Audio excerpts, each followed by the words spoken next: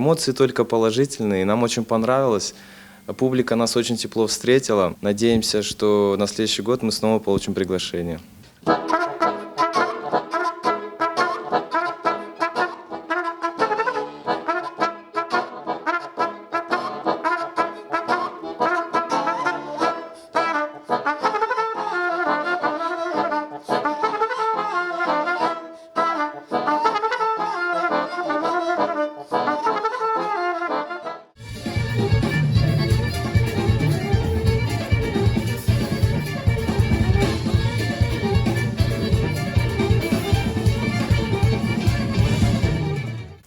Главная цель ансамбля «Несиль» – это популяризация крымско-татарской народной музыки. Мы пытаемся поменять немного краски с помощью аранжировки и внести в музыку как бы свой почерк, свои краски.